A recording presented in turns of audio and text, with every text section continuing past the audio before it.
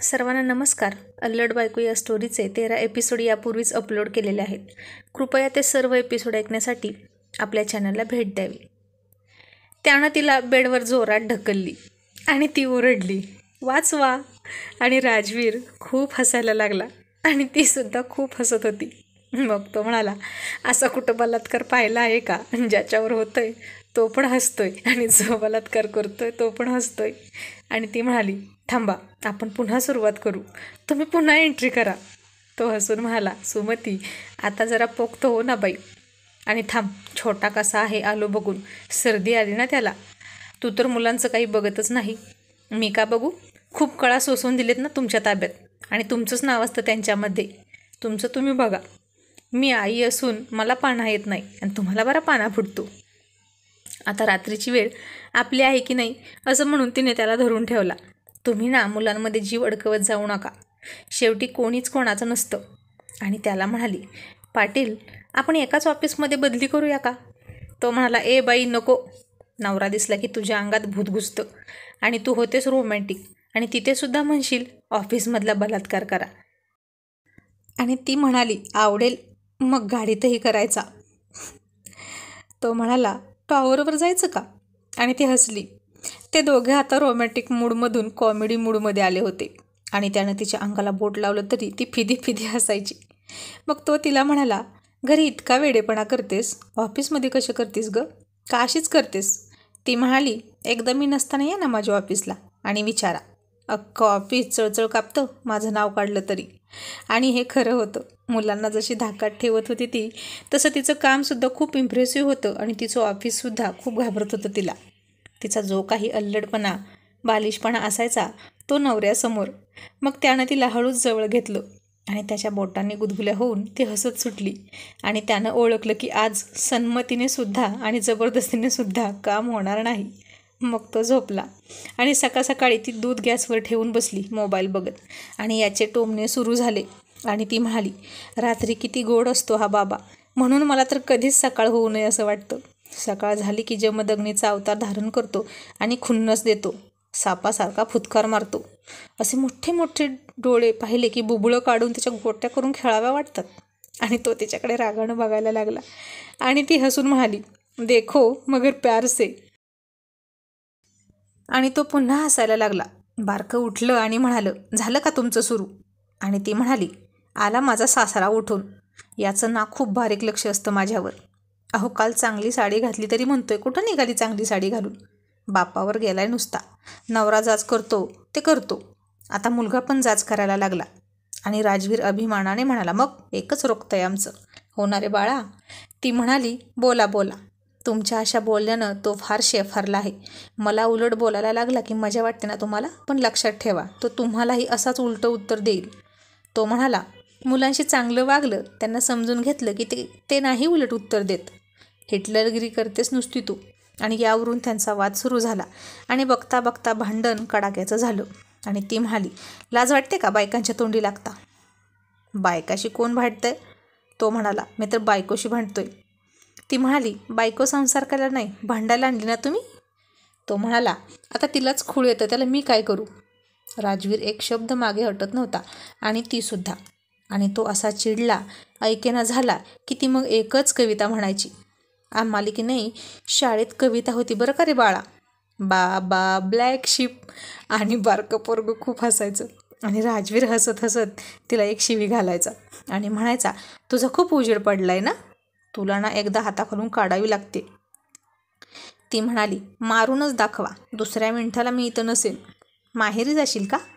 तहसीलदार आहेस म्हणून पोलिसात देशील? ती म्हणाली, माहेरी कशाला जाऊ, दिली त्या दिवशीच मेली, स्वर्गात जाणार डायरेक्ट. डायलॉग तर असले सॉलिड मारायची की समोरचा गारच व्हायचा. आणि तहसीलदार असल्याचा रुबाब तरी मी कधी केला आहे का तुमच्यासमोर? ते मी उंबऱ्याच्या बाहेर, उंबऱ्याच्या आतलं बोला. माझ्या पोस्टचा मलाच गर्व नाही तर तुम्ही काय सांगताय मला? उद्या देते राजीनामा. आणि गर्व करणारे असती तर तुमचे इतके नखरे सहनच केले नसते मी. दुसऱ्या बायका बघा, साध्या शिपाई असल्या तरी नवऱ्यावर रुबाब झाडतात. मग तो म्हणाला, मग तूही करणार तशीच. तुम्ही कशाला सांगायला हवं, माझं मला कळतं. सुमती नवऱ्याला मुठीत ठेवण्यापेक्षा मिठीत ठेवायला बघायची. आणि ती आईशीसुद्धा जास्त संपर्क ठेवत नव्हती.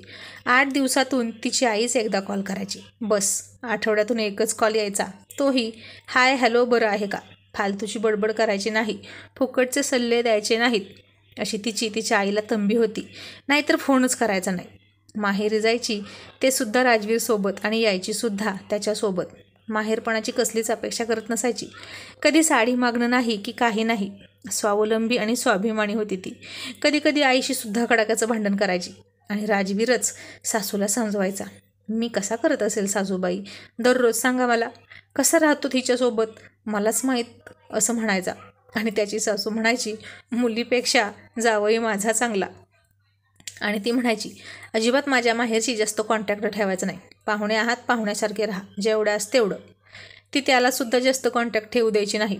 आईच्या अपेक्षा होत्या की मुलगी नोकरी करते, इतरांच्या मुलीसारखं थोडे पैसे द्यावे आईवडिलांना. पण नाही, माझ्या घरातला कारभारी माझा नवरा आहे आणि असं दुसऱ्यांना मागायचं नाही, मुलगी असली तरी. तुझी मुलं तुला सांभाळतात ना, असं ती आईला म्हणायची. हे शहाणपण तिचं मनाचं होतं. माहेरच्यामुळे सासरी कधीच ती मिसअंडरस्टँडिंग होऊ द्यायची नाही. कुठल्याच पुस्तकात सुखी संसाराचं हे सूत्र तिनं वाचलं नव्हतं. आणि आता तिची एकदा बहीण आली. सुमती, मुलगा ऐकत नाही ग, काय करतेस तू, सांग तरी आम्हाला, तुझी मुलं किती ऐकतात तुझं. आणि ती म्हणायची, माझ्यासारखं करायला तुला झेपणार आहे का. बहीण म्हणाली, सांग तरी. मग तिने तिला तिचं शस्त्र भांडार दाखवलं. लाटणं, झाडू, लाटणं, बेल्ट, आणि म्हणाली, यातलं तुला आवडतं ते उचलून ने. माझ्या मुलांनी आगाऊपणा केला की मी हेच ऑप्शन ठेवते त्यांच्यासमोर. आणि बहीण जरा घाबरलीच. सुमती, अगं एकुलता एक आहे ग, म्हणून भीती वाटते मारायची. काही झालं तर हेच चुकतं तुमचं, सुमती म्हणाली. सुमती तर तिच्या मुलांना म्हणायची, मारून मारून जीव घेईन. आणि मूल झालंच नव्हतं, वांझुटी होती असं समजेल. आणि मुलं गपगार व्हायची. आणि तरी बारकं थोडं आगाऊ, आणखीन रुसून बसायचं.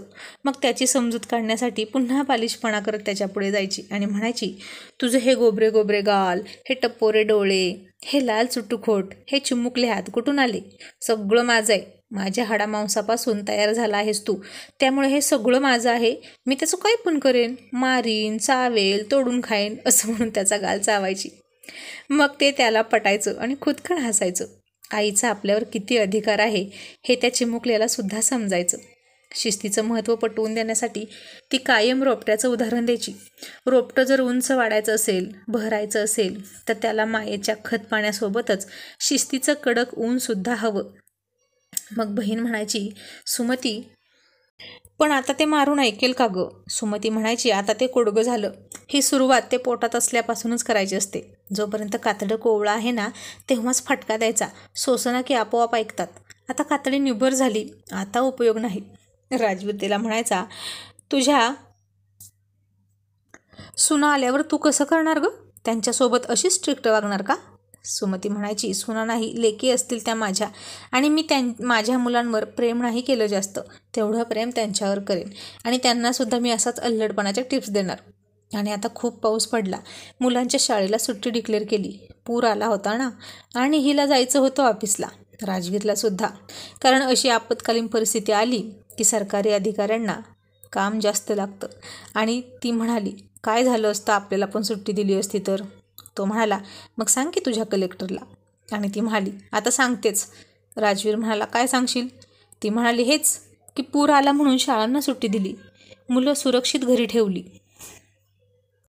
पण त्यांच्या आईबाबांचं काय, त्यांना तर ऑफिस आहे ना, आणि ते जर पुरात वाहून गेलं तर त्या लेकरांनी कोणाच्या तोंडाकडे बघायचं, म्हणून सुट्टी द्या. राजवीर खूप हसला आणि म्हणाला, धन्य आहे गं बाई तुझी. मग दोघेही ऑफिसला निघाले, आज एकाच गाडीतून. आणि ती म्हणाली, पाटील नका ना सोडू ऑफिसला, आज जाऊसं वाटत नाही, मुलं पण घरी आहेत, चला कुठेतरी मस्त डोंगरावर फिरायला जाऊ, मस्त पावसात भिजू, किती रोमॅन्टिक वाटतं ना. तो म्हणाला, तुझं नाही काय होणार, पण माझा वरिष्ठ माझी खरडपट्टी काढेल. आणि रस्त्यानं आता आडवी एक म्हैस चालली होती.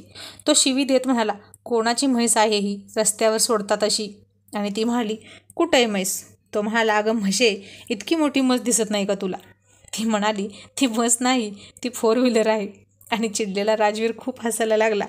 तुझी विनोदी बुद्धी कधी कधी खूप चालते बरं का. काय करणार आता, ती म्हणाली. असला अनरोमॅन्टिक दगड पदरात पडला म्हटल्यावर त्याच्यावर डोकं आपटून जखमी होण्यापेक्षा आपलं आपण हसलेलं बरं ना. मी दगड का, मग तू कोण, मातीची वीट. आणि आता या दगड मातीत सुद्धा तिला रोमॅन्टिक सुचलं काहीतरी आणि म्हणाली, मी वीट आहे ना, तर पाटील रोमॅन्स करून भुगा पाडा ना माझा. आणि डोक्यावर त्यानं हात मारला. तिचं ऑफिस आलं आणि म्हणाला, उतर खाली. ती म्हणाली, संध्याकाळी न्यायला याल ना मला. तो म्हणाला, तू तुझ्या ऑफिसच्या गाडीनं जायचं. आता रस्त्यावर तिच्या हाताखालचे कारकून आणखीन सहकारी आपल्याकडे बघतात याचं भानही न ठेवून तिथेच हट्ट करत म्हणाले, का हो, या ना मला न्यायला, मला तुमच्याबरोबर आज मनसोक्त फिरायचं आहे. तो जवळ असला की ती नुसता लाडीकपणाच करायची. आणि त्यानं इकडे तिकडे पाहिलं तर सगळे त्यांच्याकडेच बघत होते आणि कसाबसा हो म्हणून तिथून सटकला. बाप रे, काय म्हणतील लोक, कारण ही तर नवऱ्याला घरी भेटत नसल्यासारखी करत होती. रोज एकत्र असतात तरी तिची हौस भागत नव्हती. त्याच्यासोबत गप्पा मारायची, अशी लाजून गालात हसत बोलायची की जणू कुणी प्रियकर आहे. नाहीतर नवरा आहे पण तो 6 महिन्यांनी तिला भेटला आहे की काय. कारण तिचं मनच भरत नव्हतं त्याच्यावर प्रेम करून. किती आणि खूप प्रेम करावं त्याच्यावर असं तिला वाटायचं. आज ती फार कंटाळून आली होती. तिला आता चहाची खूप गरज होती. आणि तो म्हणाला, सुमती, चहा पिणार का. आणि आता तिला वाटलं की दिवस कुठे उगवला. यांनी चक्क मला चहा विचारला. आणि ती म्हणाली, हो घेणार ना. आणि राजवीर म्हणाला, मग कर ना दोघांसाठी. आणि ती प्रचंड चिडली. माझी वाट बघत बसला होता चहा पिण्यासाठी. मी घरीच आले नसते, तिकडेच मरून पडले असते तर काय पिलं असतं. उद्या मी मसनात गेले तरी ना, चितेवर झोपवली मला तरी म्हणाला, सुमती आजचा स्वयंपाक तेवढा करून जा ना. अहो किती पिढाल नि किती त्रास द्याल. इतक्यात तिला बेसिनमध्ये भांडी दिसली आणि ती आणखीनच वैतागली. मोठ्या मुलाला हाक मारली आणि म्हणाली, भांडी तेवढी घासून दे. तुझ्या बापानं माझ्या हाताखाली 4 नोकर नाही ठेवले अशी आई अशी करायला. मलाही जीव आहे. राजवीर म्हणाला, शांत बसलीस तर त्या जीवाला आणखीन बरं वाटेल. अगं फ्रेश हो, लगेच नाही कर चहा म्हणालो, जरा बस. ती म्हणाली, हो ना, पण तूच कर म्हणावं. तुम्ही दिला करून तर माझ्या नरड्याला टोचेल ना. आणि तुमच्या हातचं खाऊन पिऊन मोठी झाले तर. राजवीरसुद्धा कधीकधी फार विचित्रपणा करायचा. तिला यायला उशीर झाला तरी ती म्हणायची, बाहेरून पार्सल आणा जेवणाचं. पण नाही, तूच ये आणि कर. तो म्हणाला, बाहेरचं खायचं नाही. मग ती म्हणायची, पैसा काही उरावर न्यायचा आहे का. पैसा आहे म्हणून तब्येत बिघडून घ्यायची का बाहेरचं खाऊन. ती म्हणायची, तुमची बिघडत असेल, तुमचं वय झाले, आमची नाही बिघडत. रोज रोज खातो का आपण बाहेरचं. तो म्हणायचा, रोज नाही खात, पण एकदा सोकावलीस की रोजच चल म्हणशील आणि रोजच स्वयंपाकाचा कंटाळा करशील. तो तर तिला सर्कशीतल्या रिंग मास्टरसारखा नाचवत असायचा. आणि ती म्हणाली, म्हणूनच असं वयाचं अंतर नसावं नवरा बायकोत. हे असे म्हातारे खडूस समजून घेत नाहीत. ते तर अश्मयुगातल्यासारखंच जगतात. जग किती पुढं गेलं आहे हे दिसतच नाही. ब्लॅक अँड व्हाईट जमान्यात आहेत असंच राहतात. आणि त्याला राग आला. म्हणाला, मग आता कलरफुल कर नवरा. ती म्हणाली, मग कशाला आला माझ्याशी लग्न करायला. माझं आयुष्य नरक बनवलं. तुम्ही जा माझ्या आयुष्यातून निघून. कधी कधी मला वाटतं की सगळं सोडून निघून जावं, पण काय करणार, मन हलकट आहे ना, पायच निघत नाही माझा. म्हणून सगळे त्रास देतात. देवसुद्धा मरण देत नाही लवकर. मग कळल या सगळ्यांना माझी किंमत. असं ती डोळ्यात पाणी आणून कंठ दाटून एकीकडे बडबडायची आणि दुसरीकडे चहा बनवणं चालू होतं. मोठा मुलगा गुपचूप भांडी घासून देत होता. घाबरून आईच्या तोंडाकडे बघत होता. अन बारकं सोप्यावर झोपून टी व्ही बघत होतं बापाच्या कडेला बसून. आणि हळूच म्हणत होतं, बाबा जाऊ दे ना हो. बघा ना किती ओरडते. आणि आता चहा तयार झाला. तिने मोठ्याला पाठवला चहा घेऊन. बापाला चहा दे असं म्हणाली तर राजवीर म्हणाला, परत दे. मोठ्या मुलानं परत नेऊन दिला. मग ती घेऊन आली, कारण तिनं दिल्याशिवाय तो घेतच नव्हता. तो सुद्धा फार हट्टी. मग तो म्हणाला, आता ठेव तिकडंच. तो सुद्धा इतका विचित्र होता की सगळं करू द्यायचा आणि सगळं तयार झालं की नकार द्यायचा. प्यायचा नव्हता तर आधीच सांगायचं की नको म्हणून, कशाला केला असता मी. प्यायचा तर होता, खूप इच्छा होती, पण आता इच्छा गेली असं तो म्हणाला. गोड चहासुद्धा कडू लागणार. तुमच्या शरीरात ना मनच नाही, नुसती बॉडी आहे 80 किलोची. आणि तो म्हणाला, तुला कसं माहीत माझ्या बॉडीचं वजन. आणि आता त्याच्या बोलण्यातला मार्मिक अर्थ कळून ती हसून लाजायला लागली आणि तिचा राग गायब झाला. ती खूप हसायला लागली. पण राजवीर मात्र नेहमीप्रमाणे अजिबात हसत नव्हता. तो चिडला आणि ती हसली की त्याला खूप राग येतो आणि तो बाहेर निघून जायचा. मग सगळे जेवण बनवून ती शांत त्याची वाट बघत बसायची. त्याला फोन करायची, पण तो फोन उचलत नसायचा. मग पुन्हा तिचं रडारड आणि काळजी. आणि तो उशिरा घरी आल्यावर ती त्याची मनधरणी सुरू करायची.